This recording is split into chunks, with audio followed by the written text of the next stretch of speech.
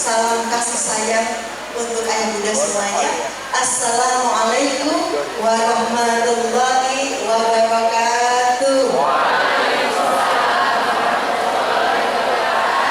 Alhamdulillah wa syukurillah wa ala jami'i ni'matillah.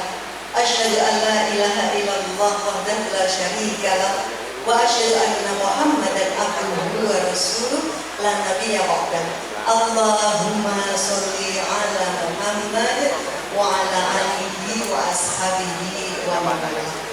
Mari kita ucapkan puji syukur kehadirat Allah Maha Pemurah yang sudah melimpah ruahkan berkah, memberikan kesehatan badan, kejernihan pikiran, hati yang penuh dengan kedamaian, kelancaran urusan, kemudahan jalan, dan Allah mempertemukan kita dengan orang-orang yang senantiasa membawa kebaikan. Alhamdulillah. Mari kita ucapkan tahmid bersama-sama, puji syukur kehadirat Allah. Alhamdulillahirabbil alamin.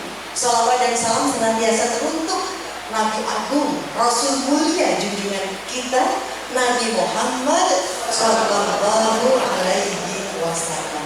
Alhamdulillah. Mohon izin ayah bunda semuanya, hanya beberapa yang saya pernah ketemu ya. Bu Prof, assalamualaikum. Ketemu lagi, assalamualaikum ya. Hanya beberapa yang pernah ketemu. Ada yang lainnya pernah ketemu dengan saya sebelumnya. Harus sering-sering undang berarti. Nama saya adalah Fuzna Marzuqah. Ini dari Faza Yafuzu Fauzan.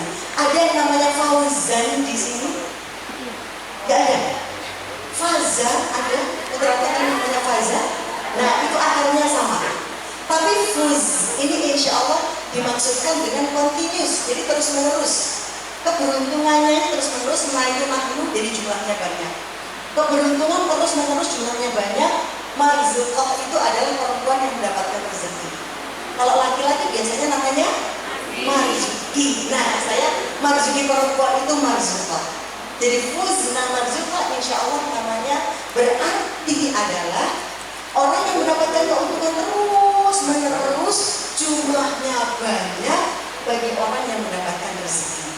Kalau saya googling Bu, nyari Fuzna Marzuqah, itu ketemunya cuma saya. Ya, tapi akhir-akhir ini paling tidak ada 3 orang yang saya ketahui bernama Fuzna Marzuqah. Yang pertama itu saya kenalnya karena saya selesai mengisi di BNI, kemudian ada, Bu, apakah profilnya ini? Oh, ini bukan foto saya. Ternyata Fuzna Marzuqah sekarang juga menjadi seorang pembicara, alumni Universitas PGRI Semarang. Kelahiran tahun 95, saya tanya, kok diberi nama Fuzna Marzuqah? Coba tanya ayahnya karena apa? Ternyata ayahnya melihat saya di TV di awal tahun 90-an. Jadi mungkin bikin nama kok aneh banget, jenengi anakku gitu.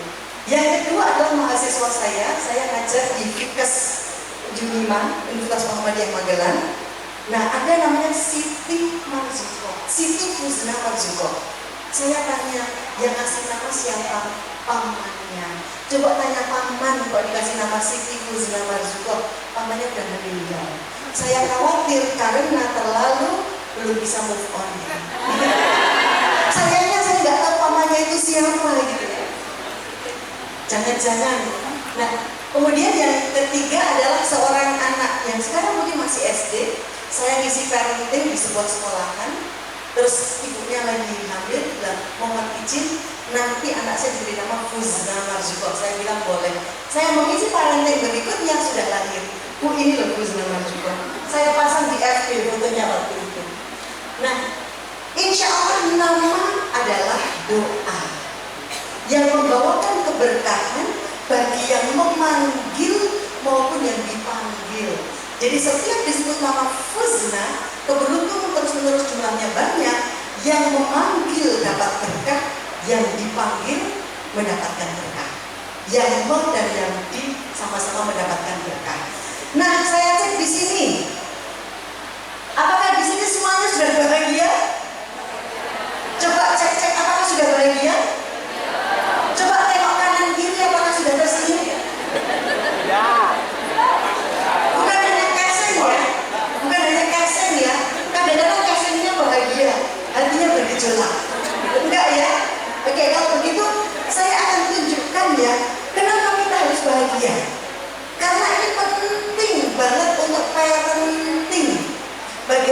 seorang ibu, seorang ayah yang hatinya tertekan, dia akan mendampingi anak terutama di era digital. Bagaimana seorang ayah dan ibu yang belum selesai dengan dirinya sendiri harus mendampingi anak-anak. Maka bahagia itu harus diupayakan. Karena menurut faktanya, ayah, bunda, fakta yang pertama menyebutkan bahwa ketika seseorang merasa bahagia, otak ini melepaskan dopamin. Dopamin ini adalah zat yang memperkuat proses memori. Maka mertua saya itu kepala sekolah TK Aisyah. Sampai pensiun dari TK Aisyah itu karena anak saya lahir. Tahun 95 anak saya lahir, ibu saya pensiun. Terakhir memegang aba 7 kalau di Makna. Nah kemudian kalau pas anak saya berangkat sekolah, belajar yang bahagia ya. Nah SMP belajar yang bahagia ya. SMA belajar yang bahagia ya. Kalau saya mau dinas luar kota yang bahagia ya. Walaupun ibu saya mungkin belum pernah tahu tentang dopamin, tetapi secara pengalaman beliau tahu persis bahwa ketika orang merasa bahagia, maka proses memasukkan memori ini cepat. Anak yang belajar dengan tertekan, baik belajar di sekolah, belajar di rumah, maka dia akan kesulitan mengadopsi memori, memasukkan memori di sini. Ini dari University of California. Fakta yang pertama, kenapa kita perlu bahagia.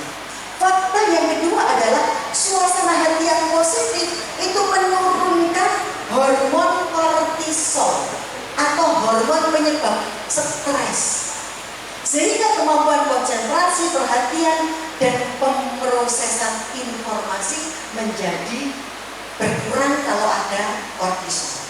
Maka kortisol itu harus ditekan. Cara menurunkannya dengan bahagia. Oke? Kalau saya tanya, are you ready? Jawabnya iya. Yes, I am ready. Gitu ya? Bisa dipahami ya? Are you ready? Yes, we are ready. Ya? Coba yang kompak belakang jangan kewakilan. Harus melakukan sendiri. Ya? Are you ready? Yes, we are ready. Are you ready? Yes, we are ready. Nanti kalau sebelahnya mainan WA, buka Shopee, ya karena ini nanti kan ada bulan 33 gitu biasanya ada. Tolong kalau saya tanya, are you ready? Yes. Sebelum we are ready, dilihat kanan kiri. Kalau ada yang nggak konsen, samplok isi. Jadi gini, yes, we are ready, gitu ya. Samplok isi, gitu ya. Oke, are you ready? Yes, we are ready. Are you ready? Yes, we are ready. Oke, kalau kita bahagia, hormon kortisolnya turun. Fakta berikutnya adalah emosi kita yang positif itu meluaskan pandangan, meluaskan pola pikir, sehingga mendapatkan solusi, ide. Kalau orang lagi sumpah, penuh dengan suudzon, putus asa, tertekan, dia nggak mungkin punya solusi. Karena apa? Pandangannya sempit. Akibatnya bilangnya, boh aku serakot mikir. Ya kan?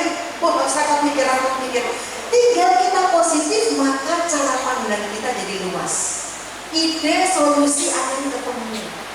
Itu fakta yang ketiga. Fakta yang keempat adalah mood yang positif, senyum, bahagia, itu meningkatkan mental stamina. Jadi yang punya stamina itu bukan hanya tubuh kita, tapi juga mental kita. Kalau untuk tubuh biasanya fitness, kalau untuk mental biasanya namanya wellness. Jadi kita punya fitness dan wellness. Kita bisa belajar 30-40% lebih lama kalau mood kita positif.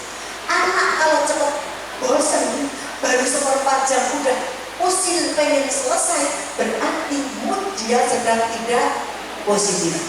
Maka sekarang mari kita awali dengan membuka bentuk positif dengan saya ajari senam matematika. Udah ada yang pernah tahu senam matematika? Sampai belakang kelihatan nggak? Jauhnya di sini aja. Di matematika itu ada tanda tambah. Tanda tambah itu begini, ya? Tanda tambah begini. Mungkin kalian bisa mencontohkan juga. Tanda tambah begini. Kali itu. Kali ini. Tanda tambah begini ya. Nah, kalau tanda tambahnya begini, nanti gerakannya nyentuh kalian. Nah, ini ya. Nanti senam matematika kalau tanda tambah itu begini. Nah, kalau tanda kurang itu begini. Sehingga nanti benar begini. Ini ya, tanda kurang nih. Tanda kurang. Kalau tanda bagi itu begini. Nah, tanda bagi. Kalau tanda sama dengan itu begini. Tanda sama dengan. Ya.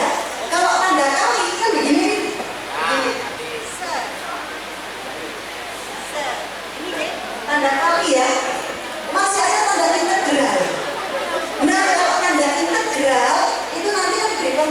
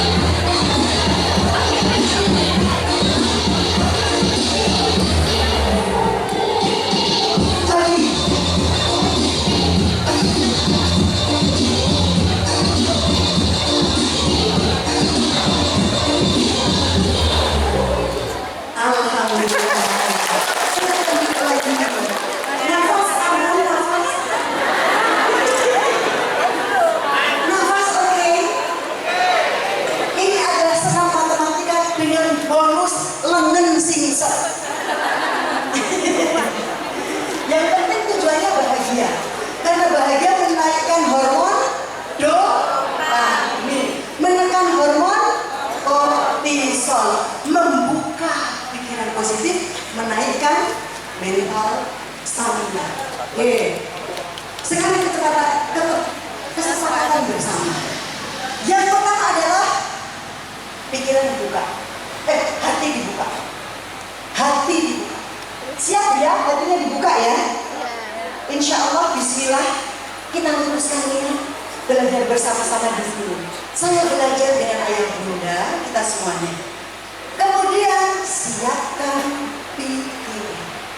Hati yang dibuka, pikiran yang disiapkan, dan jangan lupa harus terlibat secara aktif. Are you ready? Yes, we are ready. Are you ready? Yes, we are ready. Alhamdulillah. Tujuan kita ini kan sekarang, tujuannya dari sekolah ini, tantangan orang tua dalam mendampingi remaja di era teknologi informasi. Di era teknologi informasi.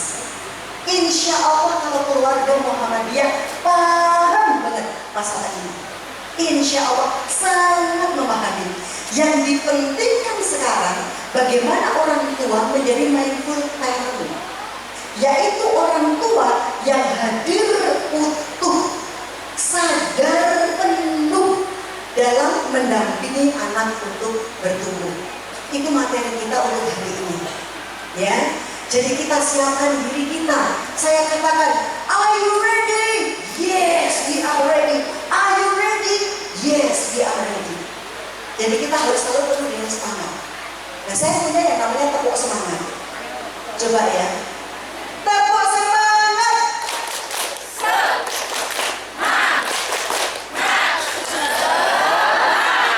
Oke.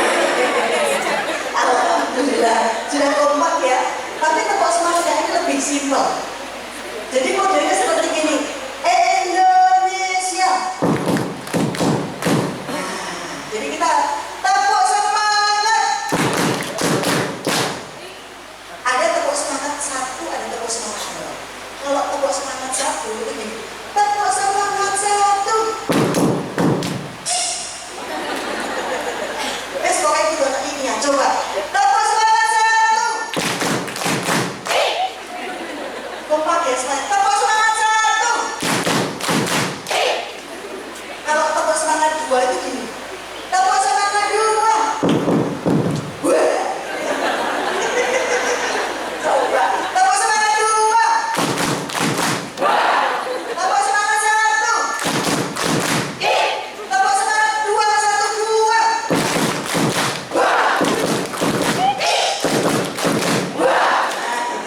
Nanti ingat kalau ada yang batuk, tolong buahnya dekatkan telinganya. Gitu ya. Memang ini semuanya tujuannya untuk buka. Biar bangun semuanya. Oke. Saya tadi sampaikan bahwa Anda, ayah bunda semuanya sudah siap. Sekarang saya akan ngecek kerediannya untuk dicek. Ya. Jadi sekarang ayah bunda melakukan apa yang saya sampaikan lewat kata-kata. Perhatikan ya, melakukan apa yang saya order lewat kata-kata. Bisa dipahami? Ya. Melakukan apa yang saya sampaikan lewat kata-kata ya? Bukan menirukan ya, tapi melakukan ya. Kalau saya memang mengatakan harus ngomong, ya berarti ngomong, bergerak berarti bergerak, ya. Dimulai siap? Oke, kita mulai. Tangan kanan diangkat ke atas, kepala kanan. Teriakan semua. Bertumbuh. Hebat. Cerdas. Sukses. Mulia. Terus dibuka ini jempolnya. Jari telunjuk, jari tengah, jari manis, jempol. Dibasah-basah. Tengok kanan kiri sambil ucapkan assalamualaikum.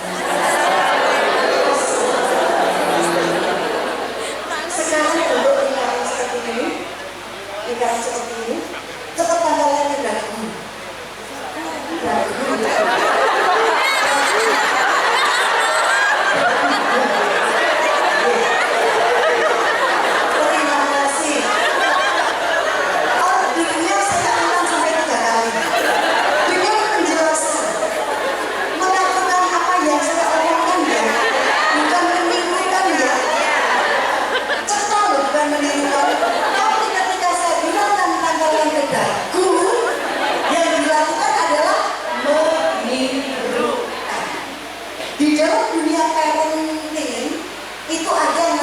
Children see, children do.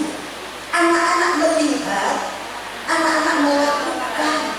Jadi kalau ayah bunda punya peraturan, setiap habis maghrib ngaji, tadarus Al-Quran sampai isya terus sholat, makan malam belajar, paling lambat jam 10 harus sudah tidur. Ketika peraturan diterapkan dengan jelas, tetapi yang dilihat oleh anak, ayahnya buka HP setelah sholat maghrib dengan alasan ini kerjaan ini penting, tapi anak melihat, maka anak akan melakukan apa yang dia lihat. Karena parents itu harus jadi teladan. Children see, children do. Peraturan udah jelas. Saya sudah sampaikan tata caranya sampai diulang 3 kali. Belum ada setengah menit, dagunya pindah ke dagu. Bagaimana kalau itu dilakukan terus-menerus di dalam kehidupan keluarga di rumah? Children see, children do. Saya akan bercerita tentang ini. Cerita tentang yang namanya Easy Eddie dan Butch O'Hare. Siapa yang sudah pernah tahu yang namanya Easy Eddie? Angkat tangan. Yang pernah tahu cerita Butch O'Hare? Angkat tangan. Saya akan cerita yang pertama tentang Easy Eddie dulu, karena ini lebih lama ceritanya. Ini namanya Easy Eddie ini. Dia seorang pengacara terkenal, ahli hukum yang sangat hebat. Dia pengacara cerdas dari Saint Louis, Missouri pada awal abad ke-20. Dan dia ini adalah pengacaranya penjahat besar yang namanya Al Capone, seorang mafia. Jadi Al Capone itu selalu lepas dari jeratan hukum gara-gara Easy Eddie sangat cerdas mengutak-atik pasal sehingga nggak kena, sehingga nggak kejerat. Ini karena Easy Eddie. Dia berulang kali membebaskan sehingga sama Al Capone ini diberi harta yang berlimpah. Hidupnya glamor, kekayaannya banyak, pengaruhnya besar. Dia hidup dalam kemewahan. Tapi suatu hari Easy Eddie ini hati nuraninya mempertanyakan, sehingga muncullah titik balik di mana kemudian Easy Eddie ingin hidup lebih bersih, lebih baik, lebih terhormat. Maka Easy Eddie kemudian membongkar kejahatannya Al Capone hingga Al Capone itu dijebloskan ke dalam penjara. Yang terjadi adalah ini kalau kelihatan lebih jelas, ini mobil Easy Eddie yang dibombardir dalam sebuah penembakan misterius meninggal tahun 1939. Easy Eddie meninggal di jalanan dengan tubuh yang terkoyak-koyak oleh peluru. Mobilnya sendiri dibombardir peluru. Sudah hidup dengan mewah, pengaruhnya besar, ternyata hati nurani ini mengetuk. Aku harus hidup lebih baik, lebih benar, lebih bernilai, lebih terhormat.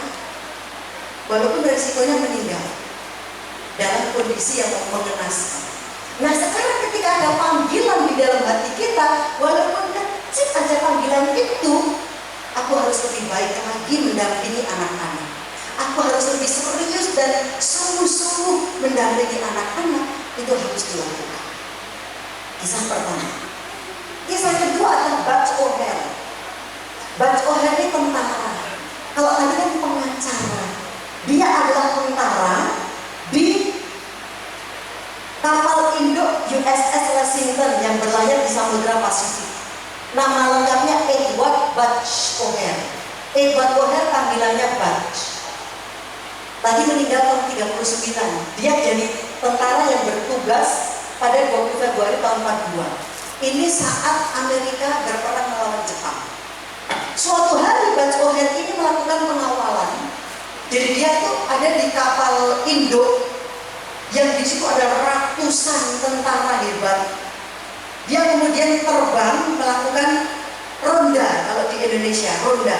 Pada saat dia ronda itu, dia melihat ada 9 pesawat Jepang itu siap menghancurkan USS Lexington tadi. Udah siap. Padahal dia dalam kondisi bahan bakarnya hampir habis. Hampir habis, berarti resiko dia adalah jatuh karena ketembak atau jatuh karena bahan bakar habis. Tapi kemudian dia melakukan sendiri tanpa bantuan dengan bahan bakar dan amunisi terbatas, menyerang sendirian. 9 pesawat itu diserang sendirian. 5 diantaranya jatuh. 5 pesawat musuh jatuh. Yang 4 kembali kocar kacir. Karena mereka pikir ini tentara udah gila ini, berani mati banget ini. Kalau kita lawan sama satu orang yang gila, kita semuanya kalah. Pergi. Yang 5 jatuh, yang 4 kembali ke Jepang. Akhirnya, ini kalau kita ada bandara di Chicago yang namanya Bandara O'Hare ini adalah namanya dari ini. Atas pengorbanannya dia mendapatkan penghargaan tertinggi, Medal of Honor. Ini merupakan penghargaan militer tertinggi di Amerika Serikat dan sekarang namanya jadi O'Hare International Airport di Chicago. Itu dari namanya dia. Satu orang menyelamatkan ratusan tentara yang ada di kapal induk, menyerang sendirian. Ini yang dilakukan oleh Butch O'Hare. Jadi pengalaman pelajaran yang kita bisa ambil adalah kita pun bisa membabi buta. Pokoknya kalau dibilang mungkin berusaha parah gitu ya, separah mungkin berusaha untuk membawa anak kita menjadi lebih baik. Dan yang hebat dari cerita Easy Eddie dan Butch O'Hare ini adalah hubungannya. Ada yang bisa menebak? Easy Eddie ini ayahnya Butch O'Hare. Ini adalah sejarah yang membuktikan ketika seorang ayah menyadari diri sendiri, aku harus hidup dengan lebih baik, lebih bernilai, lebih terhormat. Anaknya nyontoh. Ayahku meninggal di jalanan, mempertahankan kehormatan. Aku pun bisa mati di sini, mempertahankan kehormatan, mempertahankan negara. Ini loh ayah dan anak. Nah, apa sekarang warisan yang diberikan kita kepada anak-anak? Kalau Butch O'Hare mendapatkan warisan dari ayahnya, Easy Eddie, itu berupa ayahku pernah memilih untuk melakukan hal yang benar, walaupun resikonya mati. Sekarang sebagai orang tua, apa sih warisan yang akan kita tinggalkan kepada anak-anak supaya anak-anak bisa menjadi lebih baik, lebih benar, lebih terhormat, lebih bernilai, lebih sukses, mulia? Coba ayah bunda sekarang mulai berpikir, apa yang akan kita wariskan kepada anak-anak? Berpikir dengan hati tenang, apa yang akan kita wariskan? Karena kondisi yang kita terima itu mungkin dari buyut, mungkin dari kakek nenek, itu ada air hitam yang pahit, trauma, kehidupan yang sulit, rasa sakit, luka batin, kemudian diwariskan kepada orang tua. Orang tua yang terluka kemudian mewariskan itu kepada kita. Tapi kita tidak mau mewariskan itu kepada anak-anak. Kita membasuh diri, kita bersihkan dengan belajar, dengan pengalaman, sampai kemudian ada air yang bersih. Barulah air itu kita tuangkan kepada anak-anak. Kita harus menjadi pemutus perjalanan rasa sakit. Jangan sampai orang tua mengatakan bahwa aku hidup sengsara penuh perjuangan. Dok, nak, kamu juga harus penuh perjuangan karena hidupmu itu sengsara. Habis itu orang tua ngomong sama kita, kamu harus berjuang karena hidup kita itu sengsara. Mindset hidup sengsara dan harus berjuang itu yang tidak mengubah nasib sebenarnya. Karena Allah berfirman di dalam hadis qudsi, ana aidadani abdi, aku sesuai persangkaan hambaku. Kalau kita bersihkan bahwa kita siap, kita kuat, kita hebat, kita insya Allah atas izin Allah dengan ikhtiar maksimal akan mencapai apa yang kamu inginkan. Cita ada yang sulit bagi Allah untuk mengabulkan. Kalau kita berikhtiar penuh dengan semangat. Saya mempunyai seorang keponakan yang sekarang ini sudah kerja di Pertamina, sudah menikah dengan orang Georgia karena kuliah kemarin S2-nya ngambil di Washington. Ketika masih kecil, kan masih belum tahu apa-apa, selalu mengatakan, aku ingin seperti bule, karena adik ragil saya kuliahnya di Worcester, di Clark University. Aku harus kuliah di luar negeri, aku harus kuliah di luar negeri. Itu ketika masih SD. Keturunan, dia menyelesaikan S2-nya di George Washington University. Kemudian apa yang terjadi? Dari pikiran itu membuat jadi kenyataan. Karena pikiran itu membimbing kita insya Allah atas izin Allah. Dan Allah berfirman, aku sesuai persangkaan hambaku. Maka ketika di sini ada yang mengatakan bahwa anakku insya Allah atas izin Allah jadi presiden, jadi menteri, insya Allah akan jadi kenyataan. Sekarang yang terjadi keponakan saya, keponakan yang kecil yang ibunya kuliah di Amerika, sering pakai baju KAI dan selalu dia katakan direktur KAI. Di IG-nya sekarang baru kelas 6, IG-nya tulisannya ada Ken Kaitama, namanya Ken Zitama, tapi Ken Kaitama dengan KAI-nya besar, Ken KAI Tama. Insya Allah kita akan menyaksikan, moga-moga dia jadi orang pembesar di KAI, insya Allah. Adik saya selalu pamit sama ibu saya, direktur nih, ini direktur nih, berangkat. Bayangin direktur, sekarang posisinya menjadi direktur bisnis dan di Pertamina International Shipping. Kalau cari dari Kurnia Sarwa, itu adalah direktur bisnis dan SDM Pertamina International Shipping. Kalau mau pamit sama ibu saya, direktur berangkat. Direktur berangkat. Ini baru kemarin ngomong menteri, tapi jangan menteri dulu kan. Menteri negosiasi gitu. Sekarang lagi gak enak zamannya untuk menteri. Sekarang kembali ke sini, langkah istiqomah apa yang akan dilakukan atau sudah dilakukan untuk meninggalkan legacy supaya anak siap menghadapi tantangan hidup ketika orang tua sudah tidak ada di samping lagi. Kita, saya, ayah bunda semuanya tidak akan selamanya mendampingi anak-anak. Nah, warisan apa yang bisa diberikan agar anak berkarakter mulia dan diterima dalam kehidupan sosial? Sebentar lagi panitia akan membagikan sticky note, tolong ditulis langkah istiqomah apa yang akan dilakukan atau sudah dilakukan agar anak mengenal Allah dan tahu jalan pulang. Kalau yang tidak bawa ballpoint, kami siapkan. Ballpointnya sekalian Pak diambilkan. Kalau mungkin panitia ikut membagi sticky note, tulis langkah positif apa. Tulis langkah positif apa yang akan dilakukan atau sudah dilakukan. Kalau banyak, boleh minta sticky note lagi. Kita akan mulai untuk menuliskannya dari sekarang. Kita akan tuliskan dari sekarang. Apa sih langkah-langkah positif yang akan kita lakukan?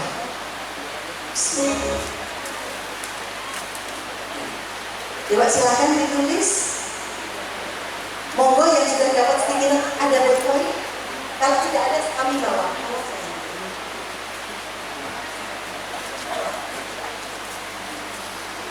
Tulis dulu.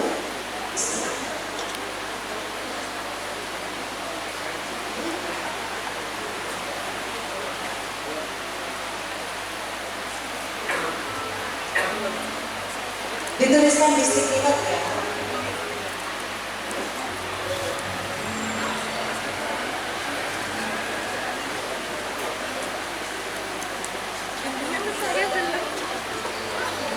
Dituliskan di sticky note-nya. Tuliskan hal positif apa yang sudah dilakukan atau akan dilakukan.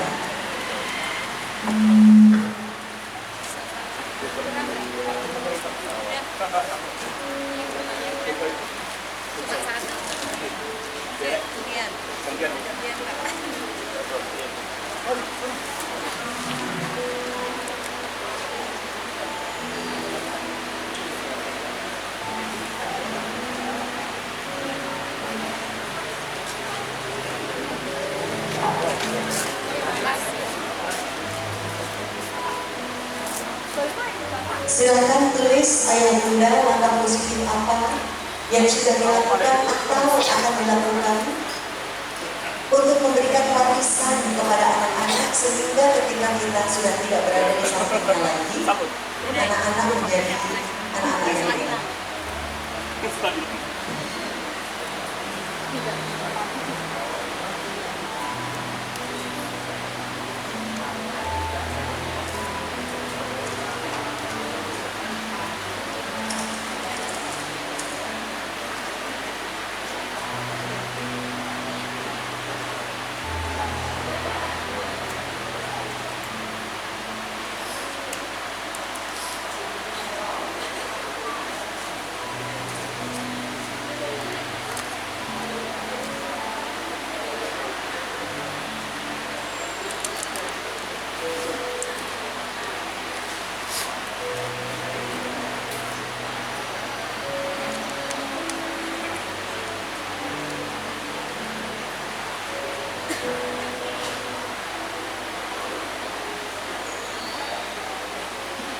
Tuliskan dengan sungguh-sungguh.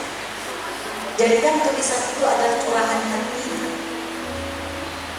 Benar-benar langkah yang kita ikhtiarkan supaya kita memberikan warisan, memberikan legacy kepada anak-anak kita. Insya Allah cerita inspiratif tentang kehidupan nyata Easy Eddie dan Butch O'Hare ini bisa kita tiru, kita teladani. Kalau yang sudah selesai, boleh nanti perwakilan setiap satu baris satu orang saja, kemudian ditempelkan di kertas yang tertempel di whiteboard.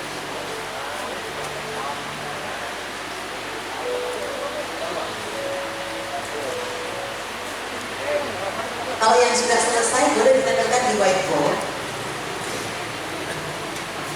Bismillah, atas izin Allah, Allah jadikan apa yang kita ikhtiarkan itu mendapatkan bimbingan, sehingga kita diberi kekuatan untuk memberikan pendampingan. Yang sebelah bapak-bapak di sana, di sebelah kanan juga ada. Silakan ditempel. Nanti panitia akan membantu untuk membuat torkanya lebih nempel dengan selapis. Ada selapis. Kita kecil tadi. Udah ya. Kadang-kadang tertekan sama angin perlu dilempar-lempar dengan.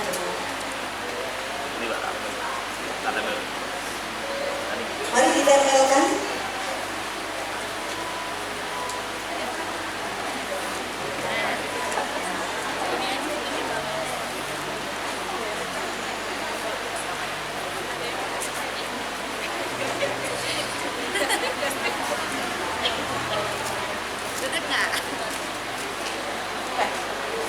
Saya sambil bercerita ya, ayah bunda, kenapa itu ditempelkan? Seperti yang ada di tulisan ditempelkan. Kalau ayah bunda pernah ke Tibet atau pernah membaca, itu kalau di Tibet itu ada bendera-bendera seperti ini di Tibet. Kalau kita pernah melihat, oh bendera, yang bendera Tibet Kak. Setelah menyanyi mati. Nah, ini ayah bunda. Ini kalau orang Jawa mungkin nyebutnya raja. Jadi bendera di Tibet itu ada tulisannya, terus ada gambarnya mudah terekam. Mereka memasang bendera ini itu di antara rumah-rumah begitu. Jadi kalau kita lihat perumahan Tibet itu ada bendera warna-warni. Dari jauh kalau didekati itu ada tulisannya begini. Ini doa-doa.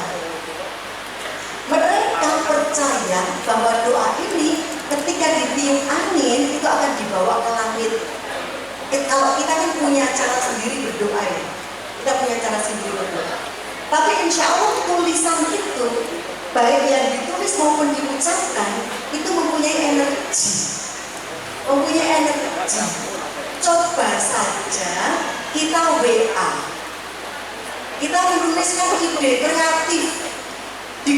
WA. Kemudian ada orang membalas di replay tulisannya halah. 5 huruf HALAH. Sakit hati banget nggak sih? Udah ini halah. Pak, itu kok itu sakit. Karena apa? Kata-kata itu punya energi. Kenapa itu jadi halah sakit hati? Nanti kalau kita ketemu pun udah ngomong, saya ngerti aku halah. Ya kan? Karena kata-kata itu punya energi. Maka ini pun kata-kata tulisan itu juga punya energi. Kata-kata mengatakan, ayo nak kamu bisa. Kamu itu pintar. Tinggal sedikit usaha lagi pasti berhasil. Itu sama halah. Kayak kesan kayak orang marah bisa dapat. Kalau seperti itu sakit hati terus. Nah, kalau di sana di Tibet, ini saya pernah ke sana. Ini bendera-bendera ini ada tulisannya ini bendera-bendera ini. Dan saya bulan November kemarin itu ke Tiongkok. Saya naik gunung namanya Tianmensan.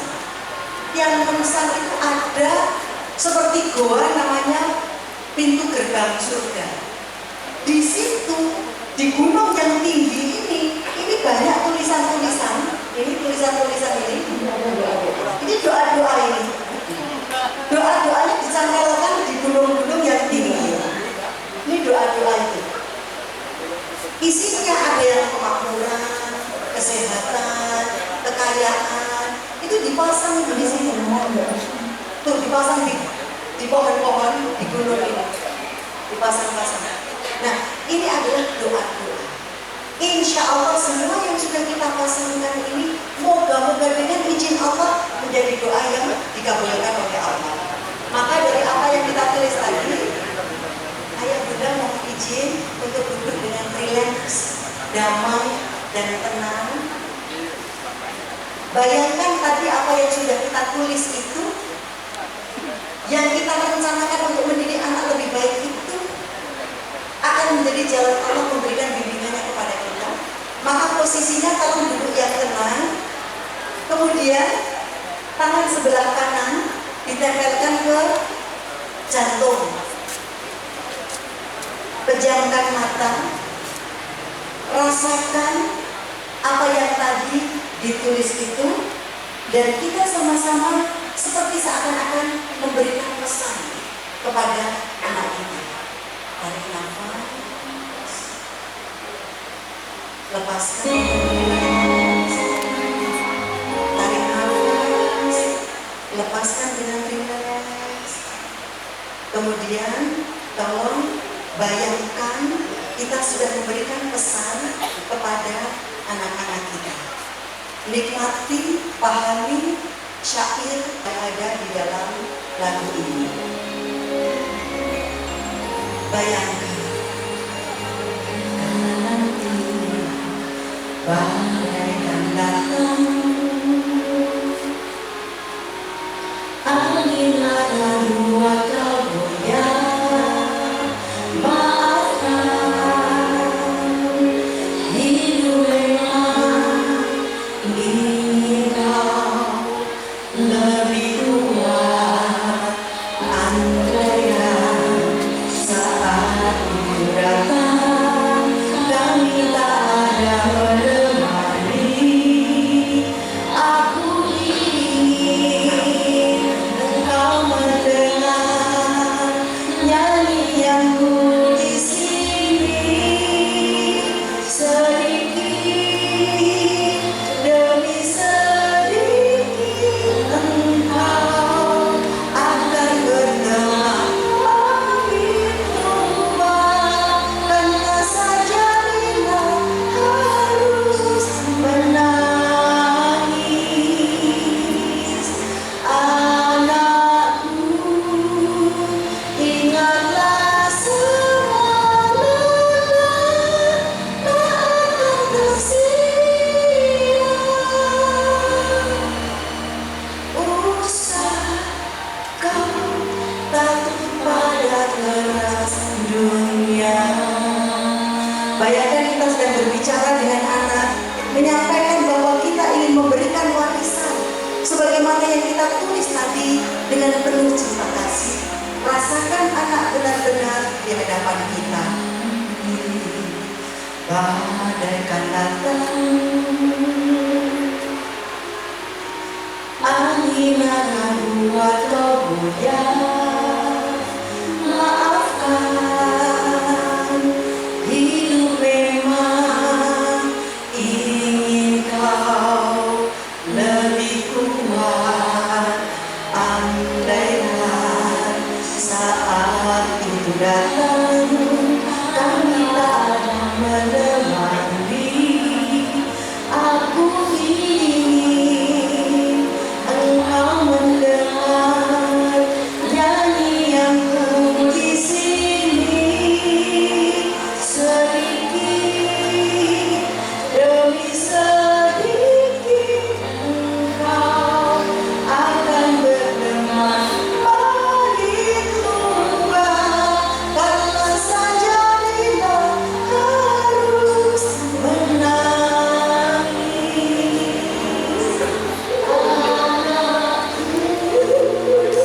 ingatlah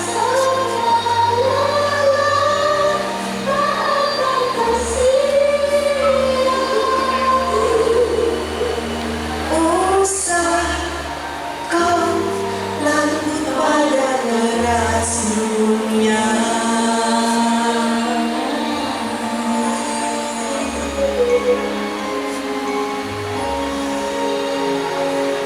Bayangkan anak berada di depan kita, berikan pesan terindah untuk anak-anak kita.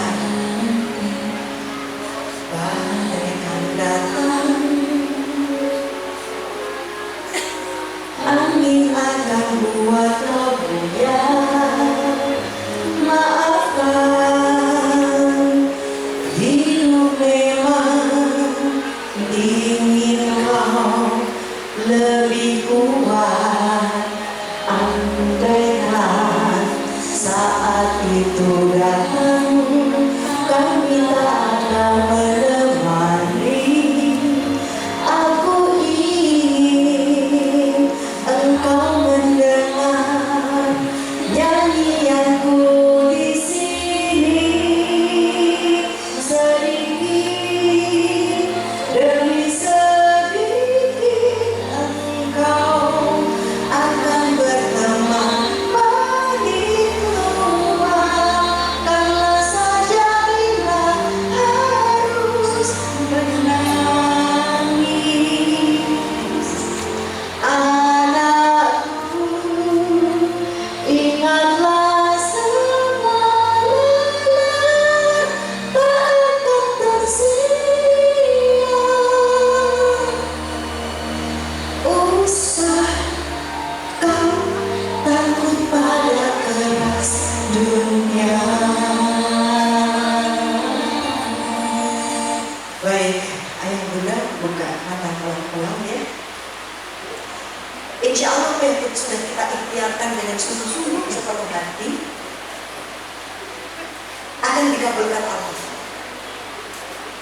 Yang ayah menjadi imam yang baik seperti yang sudah dilakukan oleh Isi Edi, sehingga anaknya setika baca Quran. Ayahnya Isi Edi, jiwanya untuk mempertahankan kebenaran, kehormatan menurun kepada baca Quran. Nah, sebagai ayah, apa yang sudah kita berikan teladan kepada anak-anak? Kita yang memantaskan diri, bunda memantaskan diri menjadi seorang ibu dari direktur. Bunda memantaskan diri menjadi seorang ibu dari hafidz Quran.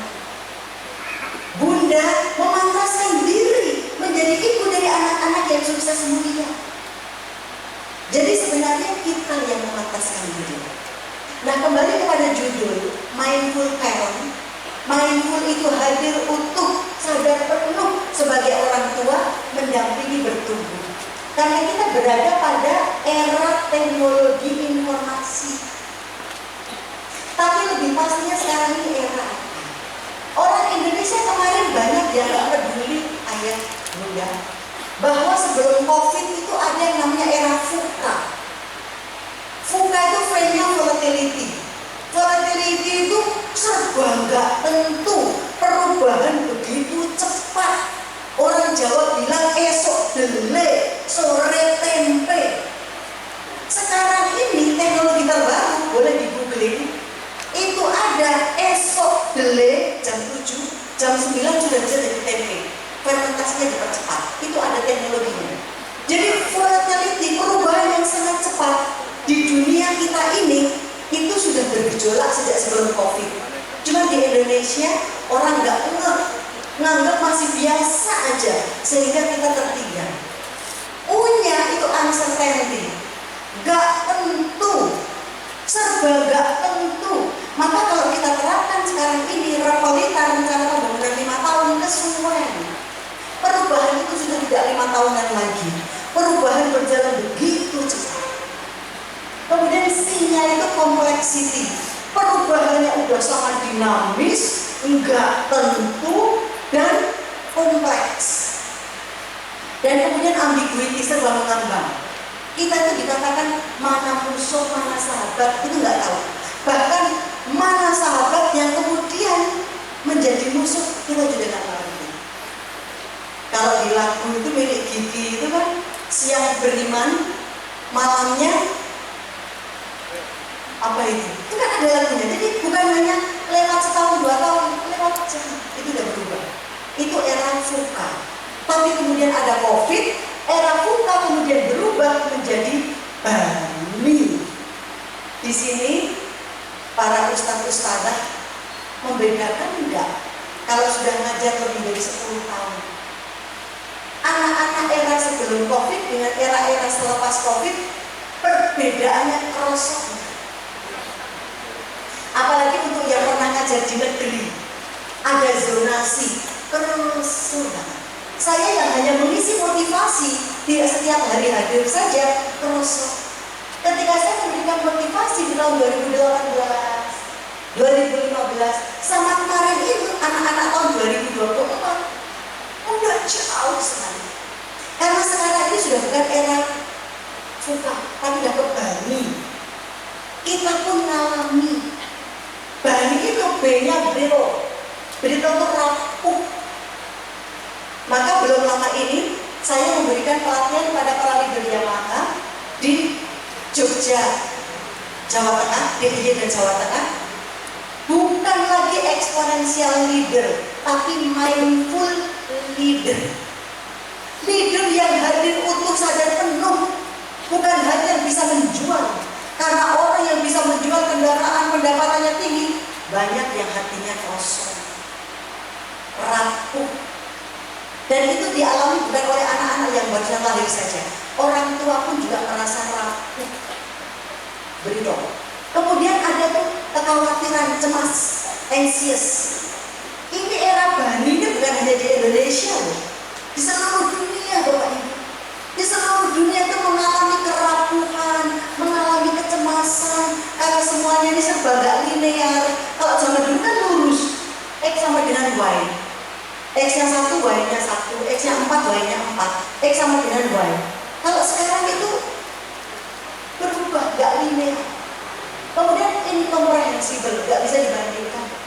Kalau aku langkah 1 hasilnya 1, orang lain belum tentu langkah 1 hasilnya juga 1. Bisa langkah 1 hasilnya 4. Incomprehensible. Ini yang terjadi saat ini. Bagaimana dengan parenting? Apakah dengan AI dan sebagainya kemudian semuanya menjadi berubah dan sama sekali tidak ada yang berarti? Masih ada. Karakter, keimanan, mental, etika, norma-norma itu masih berlaku. Saya ngajari Bapak Ibu, nanti kalau yang tertarik boleh lapor ke sekolahan. Saya ngajari bagaimana saya bikin video dengan wajah saya, dengan prompt saja, kemudian saya jadi jalan-jalan di salju, muter-muter, dan ada tapak kakinya, dan itu baju saya, dan itu wajah saya. Saya bisa bikin dalam hitungan detik, saya dirangkul sama Raffi Ahmad. Dan itu persis. Maka saya ngomong seperti ini adalah bagaimana kita supaya waspada AI. Tidak semua yang nampak ini dipercaya. Saya bilang, saya mau ketemu siapa yang ngomong aja. Kalau saya foto sama Obama juga bisa kok. Di Amerika foto sama Obama bisa. Tapi memang untuk yang Titis rosonal itu AI. Sekarang ini semua berubah begitu cepat, sangat cepat. Ini biasanya kalau kami mengajarkan di UMKM. Jadi saya motret aja roti, seret. Saya jadikan gambar roti itu berada di meja antik di sebuah taman, atau saya jadikan roti itu menjadi detail banget. Itu bisa dalam hitungan detik. Dan insya Allah muridnya sudah ratusan. Insya Allah habis lebaran angkatan ketiga. Itu sangat mudah dan kami berikan murah. Ini bukan promosi, tapi kalau yang punya UMKM silahkan. Kalau saya pengen foto itu AI itu. Udah rapatnya persis banget ya. Rapatnya persis banget gitu. Itu AI. Saya tuh cuma foto pakai itu baju saya, itu kerudung saya menghadap ke sana. Kemudian saya order berdiri menghadap agak sedikit ke samping dengan wajah menghadap kamera, tangan bersedekap gitu. Saya nggak pernah foto ini, saya nggak pernah. Itu tuh cuma saya punya wajah segini, punya foto segini. Tapi akhirnya Kak Lia itu suruh mengumpulkan foto profil. Kemudian Kak Lia lagi ada di base, fotonya lagi di base terkorek. Habis itu foto yang di base ini itu diorder, jadikan foto profesional dia sedang begini. Di belakang ada logonya dia, di belakang ini. Bisa, itu hitungannya detik. Bukan 2 menit, 3 menit, bisa. Jadi kalau bikin KTA, nggak punya foto, ambil foto seadanya, bikin aja pakai baju Aisyah, itu bisa. Gampang, gampang. Itu sekarang yang terjadi seperti itu.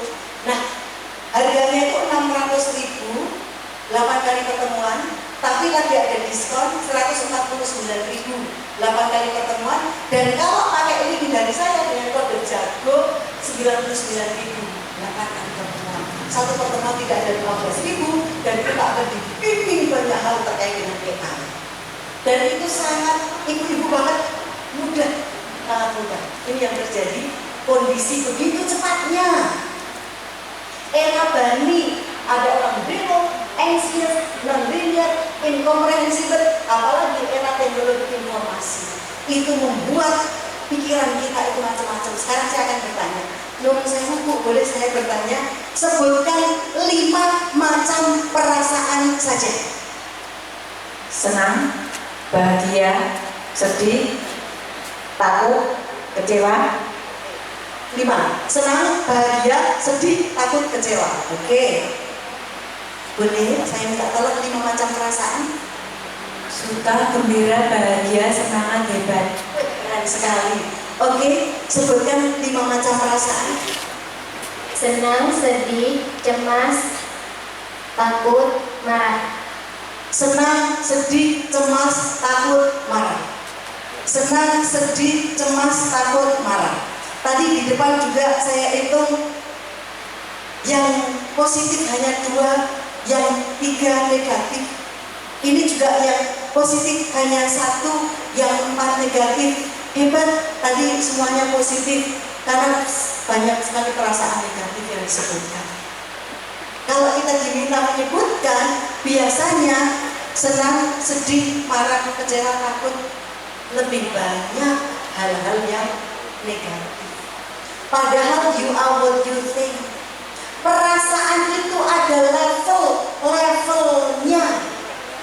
Perasaan itu ada levelnya, bukan hanya makaroni aja. Makaroni kan ada level pedes 3 ya, ada level pedes 10. Perasaan itu ada levelnya juga loh, kayak makaroni. Dan ini sudah diteliti oleh bapak ini. Cuman ini kenapa warna kurang ya? Gak apa-apa, buka-buka. Bapak ini namanya Pak David. Ada yang namanya Pak David di sini. Lengkapnya David Hawkins. Nah, Pak David ini sudah melakukan sebuah riset, penelitian yang melibatkan puluhan ribu orang selama 20 tahun. Lama sekali. Sejak bapak ibu belum menikah sampai sekarang punya anak, itu meneliti dia 20 tahun. Dan Pak David ini kemudian mempunyai formula yang namanya level kesadaran, level of consciousness atau map of consciousness. Jadi ada level terendah, ada level tertinggi. Level terendah itu energinya 20. Malu di sini ada malu itu terendam. Kemudian ada lagi ini, merasa bersalah itu cuma 30. Moga-moga ini lebih jelas ya. Nah ini lebih jelas. Ini dibuat oleh guru saya, Bapak Jamil Azzaini dan Bunda Sophie Beatrix. Ini terjemahan dari Map of Consciousness dari David Hawkins. Udah dipisahkan yang warna merah. Karena apa? Orang bisa hidup normal kalau energinya 200. Di bawah 200 dia harus disembuhkan. Orang yang levelnya di bawah 200 tidak dapat menolong dirinya sendiri. Bagaimana seorang ibu yang putus asa akan membesarkan anaknya, mendampingi bertumbuh di era informasi teknologi? Bagaimana seorang ayah yang rakus akan membesarkan anaknya yang mulia di era informasi teknologi? Bagaimana orang tua yang selalu marah membesarkan anaknya? Ini di sini di bawah ini levelnya 20 itu merasa terhina. Kemudian levelnya 30 itu merasa bersalah, putus asa, menyesal, cemas, takut, rakus, marah, sombong. Itu level bawah. Tidak dapat menolong dirinya sendiri. Dia harus disembuhkan karena energinya merusak. Orang tua yang putus asa tidak bisa menolong dirinya sendiri. Bagaimana membimbing anak bertumbuh? Dia sendiri merusak energinya. Maka harus naik level, harus pindah zona, menjadi orang yang optimis, menerima, memberi makna. Ini artinya sudah level meaning atau level memberi makna. Ini sudah naik. Dan level yang tertinggi adalah level empowering atau level berdaya. Itu kalau dia sudah punya welas kasih, cinta kasih sesama. Kalau dia itu bukan hanya pada sesama, tapi pada makhluk lain termasuk alam. Dia merasa damai. Maka di sini, yang duduk di sini semua menghadap ke depan, mengikuti apa yang disampaikan. Energi yang ada di diri kita bisa berbeza-beza. Ada yang duduk di sini tapi sampai rampung-rampung, ya Allah apa tidak ada. Itu energinya kesusu itu di bawah. Kalau dia gimana ya Allah, itu di bawah. Tapi ada yang bertanya, kemarin saya mengisi bulan Februari awal itu saya mengisi, ada yang bertanya, bagaimana kalau orang tua sering marah-marah kepada anak, padahal marah itu di level merah? Apakah energinya merusak? Kita lihat marahnya karena apa? Kalau anak masih main HP terus, padahal sudah asar menjelang maghrib, kemudian anaknya ditarik, ini sholat bahwa enggak sholat, main terus. HP-nya sikarkan, tidak boleh pakai HP lagi seminggu, misalnya kayak gitu. Marah tuh. Tapi apakah energinya cinta atau energinya benci? Cinta. Jadi energinya love. Marahnya dia itu energinya cinta, bukan energi benci. Ada anak sedang bermain di rel kereta api, asik numpuk-numpuk begitu, kereta mau lewat, sama orang ditarik, dia terluka, sini berdarah-darah, tapi dia hidup. Tidak terlindas kereta. Itu energinya cinta atau benci? Nah benci gitu kenal gitu kan. Kalau benci ya, tapi karena cinta ditarik, walaupun dia pun jadi berdarah lututnya karena ketarik jatuh, tapi dia selamat. Maka dilihatnya di energinya. Apakah energinya destroyer, merusak karena benci atau karena cinta? Karena ternyata ini penting. Coba rasakan. Puncak dari kebencian itu bukan marah. Puncak dari kebencian itu enggak peduli. Kowe arep mak neng di karo sapa terserah. Itu udah gak ada rasa cinta.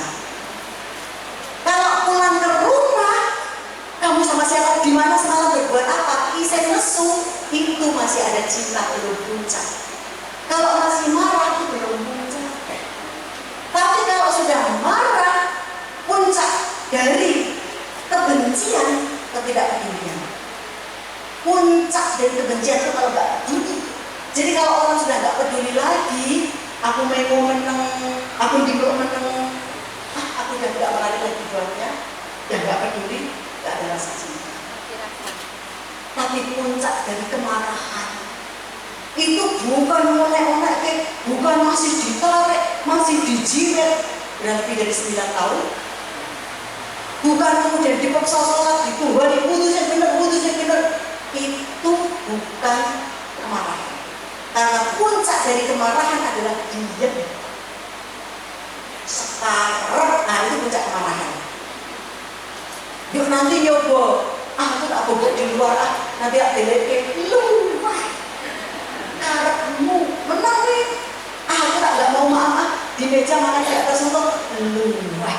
Itu berarti sudah gak ada cinta, sudah marah tingkat dewa. Udah, puncak kemarahan itu diam. Nek ana ibu-ibu saya menang, bapak-bapak mas baca. Itu puncak kemarahan itu. Ya kan? Puncak kemarahan itu ya. Jadi hati-hati. Ini kalau kita sudah naik, maka energinya membangun.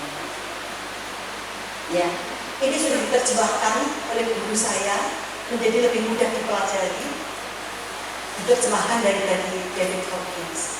Guru saya, insya Allah di Purworejo cukup terkenal juga karena asli di sini, Bapak Jamil Azaili, ya dari sini. Beliau adalah guru saya.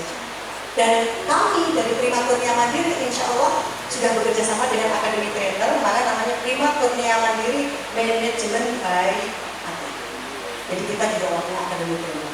Jadi ini ternyata setelah diteliti sama David Hawkins tadi, ada hubungan antara level perasaan dengan kualitas hidup seseorang.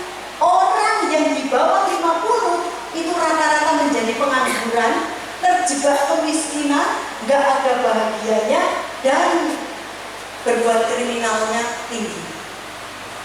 Banyak orang yang berbuat kriminal karena memang merasa terhina. Banyak orang berbuat kriminal karena terhina. Banyak ceritanya, ada sebuah cerita itu yang viral di TikTok. Konon katanya awalnya adalah seorang pemimpin sebuah restoran memaki-maki anak buahnya di hadapan pengunjung dan kemudian memecat anak buahnya. Anak buahnya itu merasa tersinggung, malu, terhina. Apa yang terjadi? Dia bawa air keras. Atasannya itu ketika dia perjalanan pulang disuka pada air keras, saya tidak bisa lihat. Ini semua cara merasa terhina. Maka jangan pernah membuat anak merasa terhina. Halo boy, sami ngomong kok. Itu dia merasa terhina, energinya rendah. Itu yang membuat anak menjadi pengangguran, terjebak kemiskinan, tidak ada kebahagiaan dan berbuat kriminal. Itu ada dua cerita yang akhir-akhir ini terjadi, belum ada 2 tahun. Yang satu terjadi di Magelang, yang satu terjadi di tempat lain, membunuh orang tua dan saudaranya. Orang tua dan saudaranya hebat, miracle semua. Karena merasa terhina, katanya orang tuanya sensitivitas. Maka jangan sampai anak-anak itu berada di level bawah. Anaknya dimotivasi menjadi optimis. Anaknya diajak sehingga punya rasa welas asih, sehingga levelnya tinggi. Kalau kita ingin mendampingi anak, lakukan itu.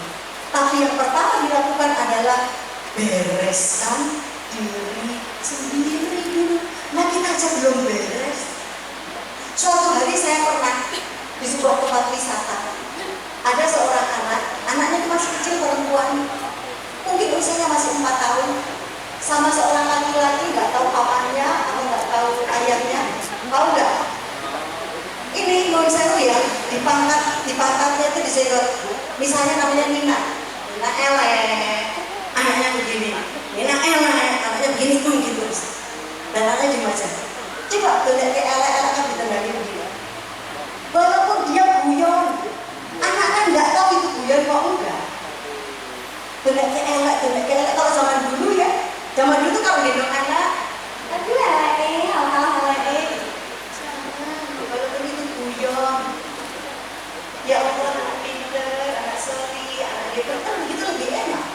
daripada jangan. Itu pun juga buyar di tengah sampai. Cuma saya mau menegur, ya jangan-jangan ayahnya sendiri. Jangan sampai memberikan energi yang negatif kepada anak-anak. Maka selesaikan. Kalau kita mendapatkan kepahitan dari orang tua, selesaikan di kita. Orang tua mendapatkan kepahitan dari nenek kita mendapatkan kepahitan dari buyut kita, selesaikan di kita. Supaya kita memberikan yang baik kepada anak-anak. Maka dari kesimpulan ini semuanya, nasib kita ditentukan oleh perasaan kita. Allah berfirman, "Ana indadzani abdi bi," aku sesuai persangkaan hambaku, maka nasib kita juga ditentukan oleh perasaan kita. Maka benar kalau nanti ditanyakan, sebutkan macam-macam perasaan, hebat, semangat, senang, bahagia, sukses, mulia, itu semuanya ada di level atas. Karena kalau tadi David Hawkins, ini Robert Cooper. Robert Cooper itu membuat proses pembentukan nasib. Perasaan kita mempengaruhi pikiran kita. Perasaan yang galau, pikirannya mesti kacau. Perasaan di sini yang aut-autan, pasti pikirannya di sini juga aut-autan. Hati yang bersih, pikirannya jernih. Hati yang penuh dengan kasih sayang, husnudzon, pikirannya pasti positif. Karena perasaan mempengaruhi pikiran. Pikiran kita yang mempengaruhi tindakan kita, perilaku kita. Apa yang akan kita lakukan itu tergantung pikiran kita. Nah, tindakan yang dilakukan terus-menerus akan menjadi kebiasaan. Kebiasaan ini akan membangun karakter, dan karakter inilah yang menjadi mempengaruhi nasib Anda. Saya sudah 6 kali ke Tiongkok, lebih dari 20 kota saya kunjungi di sana. Terakhir November kemarin saya ke Chongqing. Silahkan lihat Chongqing itu kota seperti apa. Chongqing itu adalah di sana ada monorail yang masuk ke apartemen. Jadi kalau sudah sampai di apartemen itu, turun dari kereta, mudah sudah tempatnya dia tidur. Jadi kalau ke stasiun sudah tidur. Itu di Chongqing, coba lihat ada monorail di Chongqing. Di Tiongkok itu gunung ditembus, tapi posisi gunungnya masih di dalam gunung. Tianmensan itu ada eskalator terpanjang di dunia lewat jalur gunung. Tahun 2000 berapa ya? Mungkin 2014-2015 saya ke Tiongkok. Saya masih naik tangga kalau mau ke gerbang surga dan nggak kuat. Saya ngomong sama saudara-saudara saya, udah nggak usah ikut naik, kita nggak kuat. Terus si guide-nya bilang, ibu belum pernah lihat eskalatornya. Kita naiknya lewat tabrak, turunnya lewat eskalator di dalam gunung. Indonesia merdeka tahun 45, Tiongkok merdeka tahun 49. Tiongkok terus maju. Dan ketika Xi Jinping berkunjung ke Jepang, kemudian diajak naik kereta cepat, dia diem terus, ngamati terus. Begitu perjalanan hampir pulang, dia ngomong sama ajudannya, kita harus terbang. Kalau Jepang Melayu, kita terbang. Maka sekarang kereta cepat itu banyak di Tiongkok. Kereta cepat. Jadi bukan Jepang lagi. Mobil-mobil teknologi banyak di Tiongkok. Karena katanya apa? Kita harus terbang. Ini bedanya kata. Kalau di Indonesia, aku menjalankan bisnis, aku menjalankan bisnis. Tapi di Inggris, running bisnis. Bukan walking bisnis, kita running bisnis. Mereka lari. Dan Xi Jinping bilang, kita terbang. Akhirnya maju. Karena apa? Kebiasaan bentuk karakter jadi nasib. Kapan-kapan kalau pengen wisata murah seperti di Eropa, ambillah di Tiongkok yang 4 musim. Murah harganya, visanya sangat mudah daripada ke Eropa, dan suasananya tidak seperti di Swiss. Kalau ambil di musim gugur kelihatan. Kalau ambil di musim ini murah ini. Desember, Januari itu murah. Nah kalau tadi bilang saya saja, kita harga paling murah. Karena saya kerjasama untuk Indonesia. Nah ini nasib ditentukan oleh perasaan kita. Jadi kalau kita bicara lagi-lagi bicarakan full parent, apakah kita sendiri sudah beres? Bagaimana kita membimbing anak-anak, mendampingi, mempunyai nasib yang lebih baik kalau kita sendiri belum beres?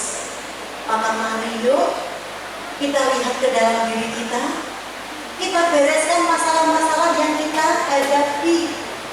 Maka langkah pertama sekarang, ayah bunda, kita akan melakukan yang namanya butterfly hug. Butterfly hug itu pelukan kupu-kupu. Kita memeluk diri kita sendiri, boleh dengan kanan kiri semua di bawah. Boleh sampai di sini tidak apa-apa, senyamannya. Terus kemudian bernafas, nafasnya dengan nafas perut. Ya, nafasnya perut. Kita selama ini sekarang ini nafasnya perut loh. Cuma kita nggak sadar. Coba sekarang, kalau go itu tarik nafas, kalau stop keluarkan nafas ya. Ya, kita mulai sekarang. Tarik nafas, go. Stop. Tarik nafas, go. Stop. Masih ada yang belum benar, kenapa? Karena ketika menarik nafas, baunya naik. Padahal tadi itu kita nafas gak naik, baunya pakai nafas perut. Yang naik itu perutnya loh, tarik nafasmu. Itu di sini loh, bukan di bahu. Jadi bukan di, bukan, tapi di sini. Kita nggak proses. Jadi nanti kalau tarik nafas, yang mengembang perut, keluarkan nafas yang mengembang sini. Ya, jadi bukan bahunya yang naik. Bukan, oke? Kita akan sama-sama, mari kita dalam posisi butterfly.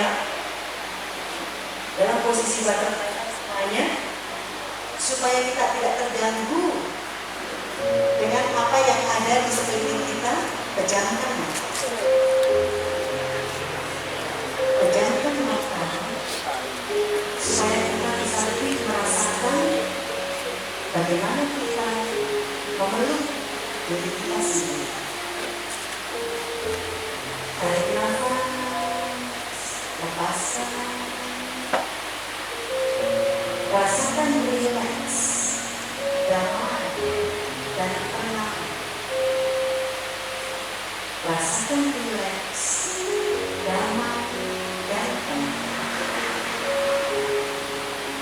Ucapkan syukur dan berdialoglah dengan diri sendiri. Ucapkan syukur kepada Allah atas segala nikmat yang telah Dia berikan kepada kita. Terima kasih ya Allah. Engkau jadikan kakiku mudah melangkah tanpa rasa sakit. Bagaimana rasanya ketika seseorang mengalami penyebatan pembuluh darah sehingga darah bisa turun tapi tidak bisa naik, seperti yang dialami oleh ayah mertua saya? Mengangkat kaki pun tidak mampu. Maka ketika kita bisa melangkah, bersyukur kepada Allah, bersyukur kepada Allah dan mengucapkan terima kasih kepada kaki. Wahai kakiku, terima kasih Engkau telah mengantarku berjalan kemanapun aku akan mengajakmu berjalan menuju ke Allah. Kemudian ucapkan lagi syukur kepada Allah serta terima kasih kepada organ-organ tubuh kita. Jantung yang terus berdetak meski kita tidak pernah memerintahkannya. Paru-paru yang terus bekerja, ginjal, limpa, semuanya bekerja. Usus bergerak, peristaltik, semuanya bekerja tanpa kita mengatur, menjadwalkannya. Ucapkan terima kasih kepada organ-organ di tubuh kita. Ucapkan syukur kepada Allah yang sudah mengendalikan semua. Berterima kasihlah kepada indera kita, mata yang dapat melihat, telinga yang dapat mendengar, bibir yang dapat berbicara. Terima kasih kepada diri kita, tepuk-tepuk pundak kita. Terima kasih diriku, terima kasih wahai diriku. Walaupun mungkin dalam perjalanan hidup kita pernah mendolimi diri sendiri, kita berbuat tidak baik kepada tubuh kita sendiri.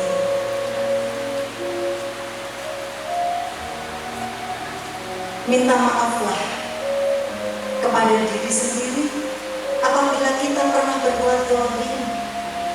Wahai diriku, maafkan aku apabila aku membiarkanmu menahan luka terlalu lama.